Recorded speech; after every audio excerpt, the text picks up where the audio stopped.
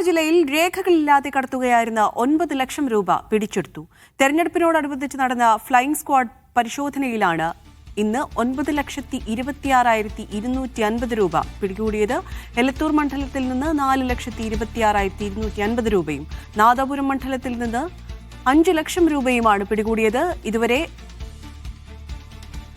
30,08,750 രൂപ ഇത്തരത്തിൽ പിടിച്ചെടുത്തിട്ടുണ്ട്.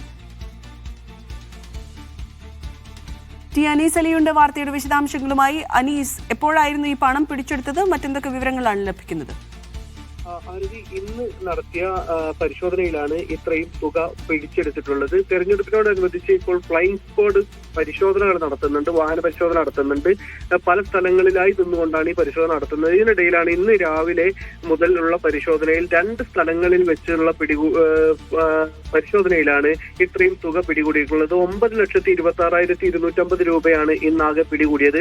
ഇത് എലത്തൂർ മണ്ഡലത്തിൽ നിന്ന് 4,26,250 രൂപയും നാദാപുരം മണ്ഡലത്തിൽ നിന്ന് 5 ലക്ഷം രൂപയുമാണ് പിടികൂടിയിട്ടുള്ളത്.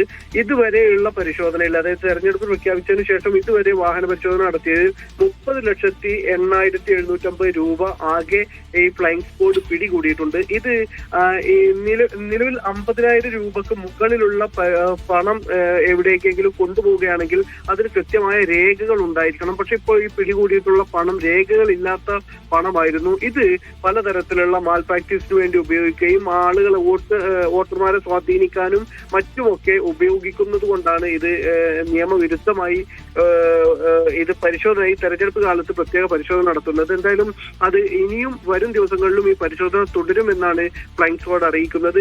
വലിയ തരത്തിലുള്ള പരിശോധനകൾ ഈ വിഷയത്തിൽ നടക്കുന്നുണ്ട്. ഇത് ഏതായാലും സുഗമമായ, അതായത് സുതാര്യമായ തെരഞ്ഞെടുപ്പ് പ്രക്രിയയെ സ്വാധീനിക്കുന്നതാണ് ഈ പണത്തിന്റെ ഒഴുക്ക് എന്നതുകൊണ്ടാണ് ഇതിനെ നിയന്ത്രിക്കാൻ ഉദ്ദേശിക്കുന്നത്. വലിയ തരത്തിലുള്ള ജാഗ്രത പോലീസ് ഈ വിഷയത്തിൽ ഫ്ലൈയിംഗ് സ്ക്വാഡ് കാണിക്കുന്നുണ്ട്. അനീസ് അലിയാണ് വാർത്തയുടെ വിശദാംശങ്ങൾ നൽകിയത് കോഴിക്കോട് നിന്ന്.